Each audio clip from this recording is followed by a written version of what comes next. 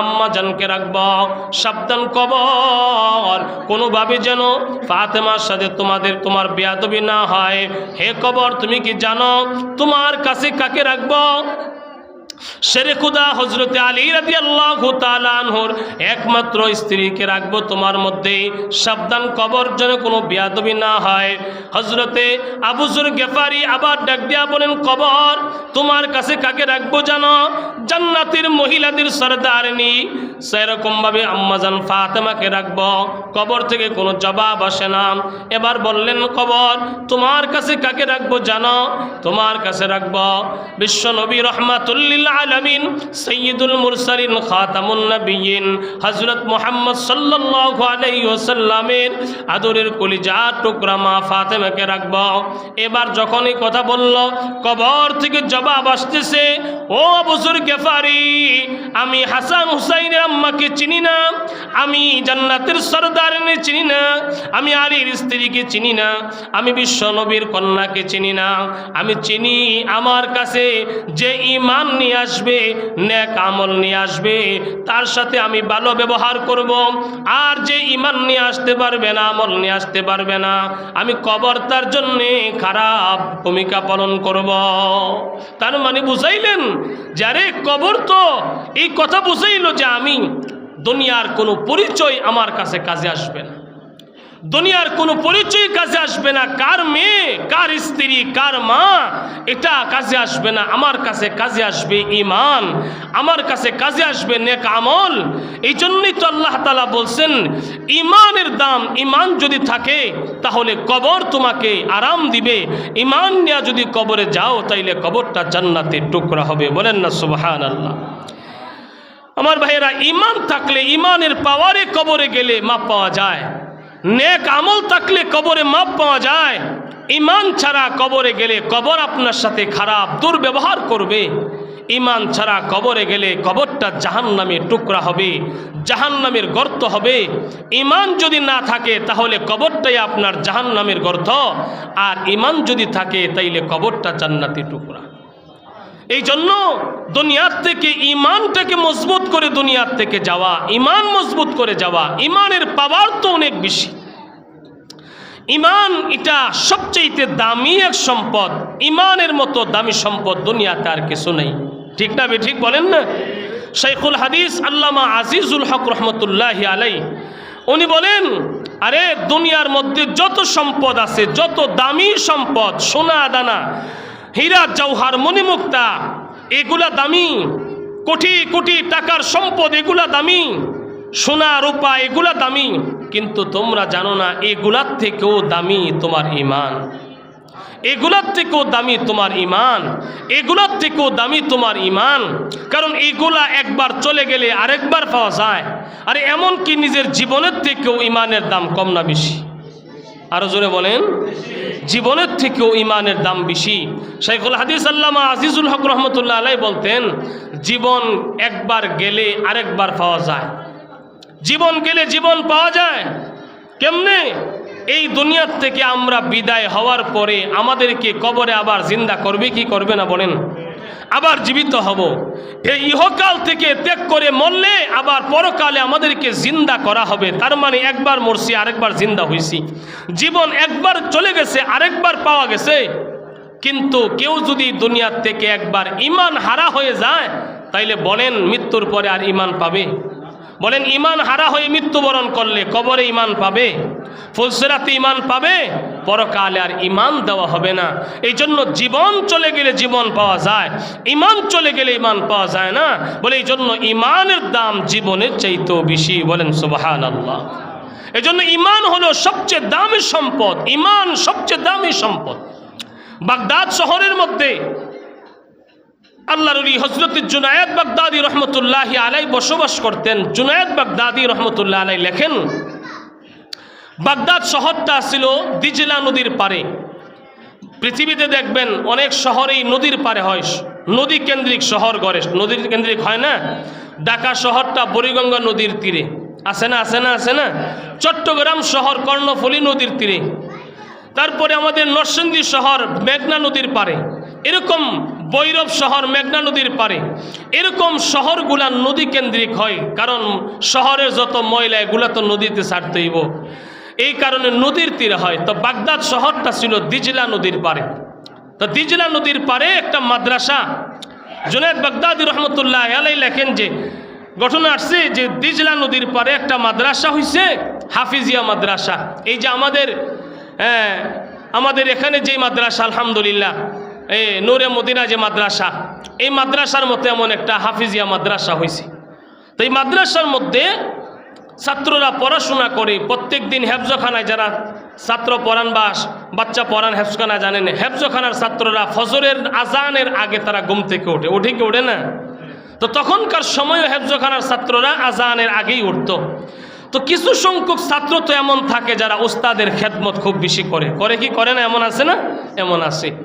ওই দিজলা নদীর পারে হাবেজ সাহেব হুজুরের উজুর পানি দেওয়ার জন্য বদনা নিয়া প্রত্যেক দিন ছোট্ট একটা ছাত্র দিজলা নদীর থেকে, নদীর ঘাট থেকে গিয়া বদনি বড়াইয়া পানি আনতেন ওস্তাদ জি উজু করবেন। এখন তো সাপ্লাই হয়েছে, ট্যাপ কল হয়েছে, পানি সহজ হয়ে গেছে।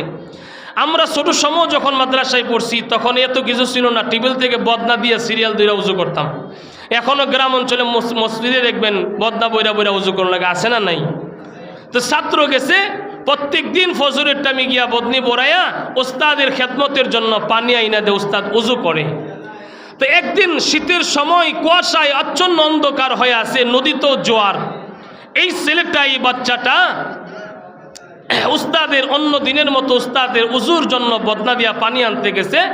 তো সে আগের মতোই অনুমান কইরা দিজলা নদীর পারে গাড়ে গেছে উজুর পানি বুড়াইতে, কিন্তু জোয়ারেও পানি বাইরে গেছে আর কুয়াশার কারণে গাড়টাও পিচ্ছিল হয়ে আছে। ওই গাড়ের মধ্যে গিয়া যখন দাঁড়াইছে পা পিছলাইয়া এরকমভাবে বাচ্চাটা নদীর পানিতে বইরা গেছে। কিন্তু নদীর পানিতে বইরা গেছে পিছলা খাইয়া, আর বদনিটা শুকনার মধ্যেই পড়ে আছে, ছিটকা গিয়া শুকনার মধ্যে পইরা রয়েছে। তো নদীতে জোয়ার হওয়ার কারণে বেশি পানি, ছোট মাসুম বাচ্চা পানিতে পড়ছে, আর কোনো খবর নেই। ওস্তাদ যে এই দিকটা অপেক্ষা করতেছে, অপেক্ষা করতে করতে কিরে, ছাত্রটার নাম হলো আব্দুর রহমান। কি নাম বলেন? আব্দুর রহমান। কিরে আমার আব্দুর রহমান কই? অন্য দিন তো পানি আনতে গিয়া তাড়াতাড়ি পানি নিয়ে চলে আসে, আজকে পানি এখনো আনে না, কই গেল? 2-3 ছাত্র দৌড়ায় গেল নদীর গাড়ি, গিয়া দেখি বদনাটা শুকনার মধ্যেই পড়ে আছে, আব্দুর রহমানের কোনো খবর নাই। ছাত্ররা দৌড়ে মাদ্রাসার মধ্যে এসে কই, হাবেজ সাহেব হুজুর সর্বনাশ হয়ে গেছে, আপনার আব্দুর রহমান তো আজকে কেমনে ফিরে আসবে? আব্দুর রহমান পিচ্ছিল খায়া নদীতে পড়ে গেল। নদীর মধ্যে আব্দুর রহমান চলে গেল, কোথাও খোঁজাখুঁজি করলাম, পাইলাম না। এই যে বদনাটা পড়ে আছে। হাবেজ সাহেব হুজুর, আব্দুর রহমান ছাত্রটা খুব ভালোই ছিল, উস্তাদের খেদমত করত। আব্দুর রহমানের দুনিয়াতে বাবা নাই, মায়ের একমাত্র সন্তান ইতিম বাচ্চা আব্দুর রহমান। হাবেজ সাহেব হুজুর চিন্তায় পড়ে গেল। হাবেজ সাহেব হুজুর কান্না শুরু করলো, হাইরে আব্দুর রহমানের মায়ের কাছে এখন কি জবাব দিব আমি? আব্দুর রহমান ইতিম হওয়ার কারণে মা প্রত্যেক দিন সকালবেলা আব্দুর রহমানের জন্য নাস্তা নিয়ে আসে। আব্দুর রহমানের মা আজকেও আব্দুর রহমানের জন্য নাস্তা নিয়ে আসবে, আমি কি জবাব দিব? হাবেজ সাহেব হুজুর মাদ্রাসার তখনকার সময় মুরব্বী ছিলেন, একজন বুজুর্গ আল্লাহওয়ালা পীর সাহেব, অনেক বড় একজন আল্লাহওয়ালা। ওই মাদ্রাসার দিজলার পারে সেই মাদ্রাসার মুরব্বী ছিলেন, তার নাম হলো সররে সাকতি রহমতুল্লাহি আলাইহি, অনেক বড় একজন বুজুর্গ। এবার হাবেজ সাহেব হুজুর মাদ্রাসা থেকে ফজরের নামাজ তাড়াতাড়ি পরে দৌড়ায় গেলেন, সররে সাকতি রহমতুল্লাহি আলাইহির কাছে গেলেন। গিয়া দেখেন সররে সাকতি এখনো যাই নামাজের মধ্যে বসে বসে ওজিফা করতেছে। হাবেজ সাহেব হুজুরকে দেখা এবার আল্লাহর ওলি ডাক দিয়া কই, বাবা কেন আসছো, কি সমস্যা? আল্লাহর ওলি গো, আজকে তো মাদ্রাসার মধ্যে সর্বনাশ একটা ঘটনা ঘটে গেল, কি হলো? ওগো আল্লাহর ওলি হুজুর, আমার একজন ছাত্র ইতিম বাচ্চা আব্দুর রহমান প্রত্যেক দিন ফজরের আজানের আগে আমি হাবেজ সাহেব ওযু করার জন্য আমার জন্য পানি আনতে দিজলা নদীর ঘাটে যায়। আজকেও আমার আব্দুর রহমান বদনা হাতে নিয়ে দিজলার পারে গিয়েছিল, কিন্তু প্রচণ্ড কুয়াশার কারণে গাট পিচ্ছিল হয়ে আছে, নদীতে জোয়ারের কারণে পানি বেড়েছিল। আব্দুর রহমান আজকে গাটের মধ্যে পিচ্ছিল খায়া নদীতে পড়ে গেল। পুরা নদীর গাট তন্ন তন্ন করে তালাশ করলাম, আব্দুর রহমানকে কোথাও খুঁজে পাইলাম না, আব্দুর রহমানের লাশও খুঁজে পাইলাম না। আল্লাহর ওলি গো, এখন কি করব? একটু পরেই নাস্তা নিয়ে আব্দুর রহমানের আম্মা আসবে। বিধবা মহিলা, একমাত্র সন্তান, বেঁচে থাকার একমাত্র সম্বল হলো আব্দুর রহমান, কি জবাব দিব? আল্লাহর ওলি সাররে সাকতি রহমতুল্লাহি আলাই ডাক দিয়া বলেন, হাবিব সাহেব, আব্দুর রহমানের আম্মা আসলেই মাদ্রাসার ভিতরে না নিয়ে আমার কাছে নিয়ে আসবেন।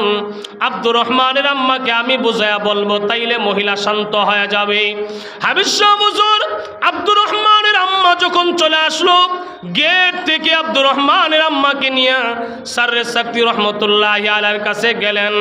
গিয়া বলেন, মা আসো, আল্লাহর ওলির দরবারে তোমাকে একটু নিয়ে যাব। সাররে সাকতি রহমতুল্লাহি আলাইহির দরবারে নিয়ে যাওয়ার পরে আল্লাহর ওলি ডাক দিয়া কয়, এ মা, আব্দুর রহমান কি তোমার একমাত্র সন্তান, আর কোনো সন্তান নাই? না গো হুজুর, আব্দুর রহমানই আমার একমাত্র সন্তান। আব্দুর রহমান জন্ম হওয়ার পরে আব্দুর রহমানের আব্বা মারা যায়, এই জন্য সন্তানটাকে বুকে আগলায় আমি বেঁচে আছি, অন্যথায় বিবাহ বসে নাই। আল্লাহর ওলি ডাক দিয়া কই, মারে, আব্দুর রহমানকে মাদ্রাসায়, হাফিজিয়া মাদ্রাসায় ভর্তি করেছো কি কারণে, উদ্দেশ্য কি? আল্লাহর ওলি গো, আমার সন্তান, একমাত্র সন্তানকে আমি মাদ্রাসায় ভর্তি করেছি, উদ্দেশ্য হলো আমার সন্তান হাফিজ কোরআন হবে, আমার সন্তানের মাথায় পাগড়ি পরানো হবে, হাসরের ময়দানে কঠিন দিনে আমার সন্তানকে আল্লাহ পাক হাফিজের সম্মানে আল্লাহ মুকুট পরাইবেন। আমি মা, হাফিজের মা হওয়ার কারণে আমাকে আল্লাহ নূরের মুকুট পরাইবেন। আমার সন্তানের উসিলা করে আল্লাহ আমাকে জান্নাত দিবেন, আমি হাফিজের মা হয়ে জান্নাতে যাব। আল্লাহর ওলি সাররে সাকতি রহমতুল্লাহি আলাইহি ডাক দিয়া বলে, মা গো, তোমার স্বপ্ন আল্লাহ পাক পূর্ণ করে দিয়েছে। এ মা, তুমি হাফিজে কোরআনের মা হয়ে আল্লাহর কাছে সম্মানিতা হয়ে তুমি জান্নাতে যাইবা। এই উদ্দেশ্যের বদলে আল্লাহ পাক তোমাকে শহীদের মা বানাইয়া জান্নাতের ব্যবস্থা করে দিছে। আব্দুর রহমানের আম্মা ডাক দেয়া কই, হুজুর, আমি বুঝলাম না, আমি কেমনে শহীদের মা হলাম? আব্দুর রহমান তো আমার এখনো আছে, কেমনে শহীদের মা হইলাম? আল্লাহর ওলি সাররে সাকতি ডাক দেয়া কই, মারে, এমা, আজকে ফজরের নামাজের আগে তোমার সন্তান প্রত্যেক দিন হাবেজ সাহেব হুজুরকে উজুর জন্য পানি বদনা বড়ায়া দেয়। আজকে সকালবেলা ফজরের আজানের আগে তোমার সন্তান আব্দুর রহমান অন্য দিনের মতোই উস্তাদের খেদমত করার জন্যে বদনা দিয়া পানি দিজলার পার থেকে আনতে গিয়েছিল, কিন্তু তোমার আব্দুর রহমান আজকে দিজলার পার থেকে আর ফিরে আসে নাই, মা দুনিয়ার থেকে বিদায় হয়ে চলে গেল। আব্দুর রহমান দিজলা নদীর পানিতে ডুবে গেল। এই কথা শুই না মহিলা আর সবর করতে পারে নাই, ধৈর্য ধরতে পারে নাই। আল্লাহর ওলি সাররে সাকতি রহমতুল্লাহি আলাইহির কাছ থেকে আব্দুর রহমানের মা পাগলের বেশে একটা দৌড় মারল, এক দৌড় দিল, আহির আমার আব্দুর রহমান কই? আমার আব্দুর রহমানকে আমি এক নজর দেখব। হুজুর, আমার আব্দুর রহমানকে ছাড়া আমি কেমনে বাঁচবো? আমার আব্দুর রহমানকে আমি বুকে আগলাইয়া, আমার কত স্বপ্ন ছিল, আমার আব্দুর রহমান আমার মা কইয়া ডাকবো, আমার আব্দুর রহমান আমার খেদমত করব। মা দৌড়াইয়া মাদ্রাসায় আসলো, মাদ্রাসার দিজলার গাড়ে আসলো। মা গাটে আইসা ছাত্ররা দেখা দিছে, এই গাট দিয়ে তোমার সন্তান আব্দুর রহমান পিচ্ছিল খায়া নদীতে পড়ে গেল। যেই দিকটা আব্দুর রহমান নদীতে পড়ে গেল, মা এই দিকটা আইসা, এই গাড়ের মধ্যে আইসা মা জোরে জোরে ডাক দেয় আর কয়, আব্দুর রহমান রে, বাবা আয় আয়, তোর মার বুকের আগুন নিবাইয়া দে। মাকে আম্মা কই একটা ডাক দে, বাবা তুই চুপ থাকিস না, আমি মা দিজলার ঘাটে দাঁড়াইয়া তোর জন্য অপেক্ষা করতেছি। মাকে ডাক দেয়। আব্দুর রহমানের মা কয়েকটা ডাক দিয়া কোনো সাড়া পায় না, কি জানলো কি বুঝলো কেউ বলতেই পারে না। আব্দুর রহমানের মা দেরি করতে পারল না, সবর করতে পারল না, একটা লাফ দিল দিজলা নদীর মধ্যে। মহিলা একটা লাফ দিয়া পানিতে পড়ে গেল। পানিতে পইরা এই যে ডুব দিল, ছাত্ররা দাঁড়ায় রইল, উস্তাদরা দাঁড়ায় রইল। অল্প কিছুক্ষণ পরে এই মহিলা, বিধবা মহিলা আব্দুর রহমানের মা আব্দুর রহমানকে বুকে জড়াইয়া নদীর পানি থেকে বাইসা উঠছে। উপস্থিত লোকেরা আশ্চর্য হয়ে গেল। সকালে ফজরের আজানের আগে আব্দুর রহমান এই নদীতে পড়ে গেল। ফজরের আজানের আগে পড়ে গেল। প্রায় 2-3 ঘন্টা সময় হয়ে গেল। আব্দুর রহমান পানির নিচে ডুবে গেল। দিজলা নদীর স্রোতের কোনো অভাব নাই, অনেক স্রোত। এখানে লাশও থাকার কথা না, বাড়ি অঞ্চলে লাশ বাসায় নেওয়ার কথা। কিন্তু আব্দুর রহমানের মা লাফ দিয়া গিয়া বুকে জড়ায় আনল।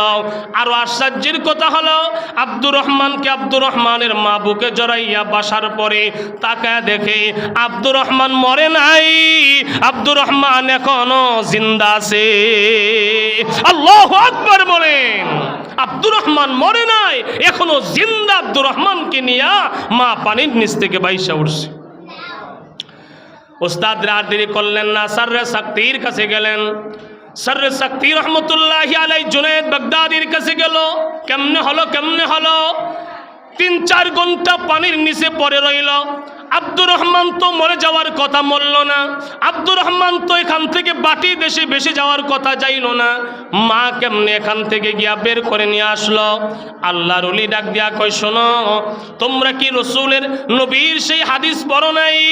নবীর সেই হাদিস তোমরা কি পড়ো নাই?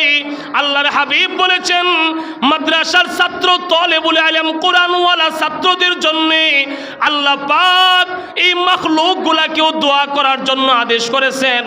গর্তের পিপিলিকা দোয়া করে, সমুদ্রের মাছও দোয়া করে। আব্দুর রহমান হলো ছাত্র তলাবা, আব্দুর রহমান কোরআনের পাখি, আব্দুর রহমান আল্লাহর কালাম পড়ে।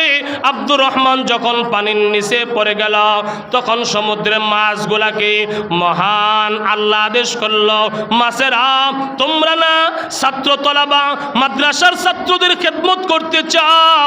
আমার আব্দুর রহমান পানিতে পড়ে গেছে, খেদমত করার প্রয়োজন হলে এখন খেদমত করো। মাছের আয়েশা আব্দুর রহমানের মুখের মধ্যে শ্বাস দিয়া দিয়া আব্দুর রহমানকে 3 ঘন্টা পানির নিচে জিন্দা রাখছে। এবং আব্দুর রহমানের মার ইমানের পাওয়ারের কারণে আব্দুর রহমানের মা ডুব দিয়া জিন্দা আব্দুর রহমানকে পানির নিচ থেকে উঠায় নিয়ে আসছে। তাইলে আল্লাহর কালাম যারা পড়ে মাদ্রাসার ছাত্ররা, এদের দাম আছে না নাই? আরো জোরে বলেন, আছে না নাই? আল্লাহ রসুল বলেন, খায়রুকুম মান তাআল্লামাল কুরআন ওয়া আল্লামা। আল্লাহ রসুল কয়, আরে দাম কত জানো? এই দুনিয়ার মধ্যে সবচাইতে শ্রেষ্ঠ হলো যারা মাদ্রাসায় পড়ে এবং যারা মাদ্রাসায় পড়ায়, যারা কোরআন শিখে এবং কোরআন শিখায়, যারা হাদিস শিখে, যারা হাদিস শিখায়, ওরা হলো দুনিয়ার মধ্যে শ্রেষ্ঠ, এরা দুনিয়ার মধ্যে দামি। এই যে মাদ্রাসায় মদিনা, এখানে কোরআন পড়ানো হয়, এখানে কোরআন পড়া হয়, ওস্তাদ ছাত্র পড়ায়, ছাত্র উস্তাদ থেকে পড়ে, আল্লাহর কালামের দর্স দেওয়া হয়। আমার ভাইয়েরা, এটা দুনিয়ার সবচেয়ে দামি জায়গা। এইখানে দুনিয়ার সবচেয়ে দামি মানুষ থাকে, এখানে ছাত্ররা থাকে। এই মাদ্রাসা যদি থাকে তাইলে দুনিয়া থাকবে, মাদ্রাসা থাকবে না, দুনিয়া থাকবে না। এমন মাদ্রাসা থাকার দরকার আছে না নাই? জোরে কোন। কোরআন পড়নেওয়ালা ছাত্র থাকার দরকার আছে না নাই? আমাদের হাফেজ সেলিম ভাই এই মাদ্রাসাটা পরিচালনা করতেছেন। ছাত্ররা কোরআন পড়ে সকাল থেকে নিয়ে সন্ধ্যা, সন্ধ্যা থেকে সকাল, 24 ঘন্টা নিখুঁত কোরআনের মেহনত এই মাদ্রাসার মধ্যে চলতেছে। উনি যে খেদমত করতেছেন, এমন খেদমত আমাদের করার দরকার আছে না নাই? আরো জোরে বলেন, দরকার আছে না নাই? আল্লাহ ওনাকে ইলম দিছেন, ইলম দিয়া ছাত্রদেরকে শিক্ষা দিচ্ছেন। আল্লাহ আমাদেরকে ইলম যদিও না দেয়, আল্লাহ আমাদেরকে মাল দিছেন, আল্লাহ আমাদেরকে জান দিছেন, আল্লাহ আমাদেরকে সন্তান দিছেন। আমার আপনার সন্তানরাই মাদ্রাসায় মদিনায় দিব। আমার আপনার জীবনের একটু দোয়া এই মাদ্রাসার জন্য করব। আমার আপনার মাল থেকে অল্প কিছু মাল এই মাদ্রাসার খেদমতে দিতে রাজি আছেন তো? ইনশাআল্লাহ রাজি আছেন? ইনশাআল্লাহ কে কে রাজি আছেন? 2টা হাত তুলে আল্লাহকে দেখান, নারে তাকবীর। কোরআন সুন্নাহ যেখানে, আল্লাহ কবুল করো, আমিন বলেন। আমার ভাইয়েরা, পীর সাহেব হুজুর দামাত বারকাতুম চলে আসবেন, বেশি লম্বা আলোচনা হবে না, এখানেই হুজুর চলে আসবেন অল্প সময়ের মধ্যে ইনশাআল্লাহ। তাই তাইলে 5টা মিনিট যদি আমি আপনাদেরকে কোরআনের খেদমত করার কথা বলি, করবেন তো ইনশাআল্লাহ? করবেন তো ইনশাআল্লাহ? আমি কয়েকজন লোক চাই নিজের খুশিতে যে আমি ইনশাআল্লাহ এই মাদ্রাসার জন্য 1000 টাকা, 2000 টাকা, 5000 টাকা মাদ্রাসার জন্য দিব, এমন আসেননি? নগদ নগদ ইনশাআল্লাহ থাকলে আপনার কাছে 1500 কয়েকটা নাম ইনশাআল্লাহ হুজুর চলে আসছেন। নারে তাকবীর, জোরে নারে তাকবীর।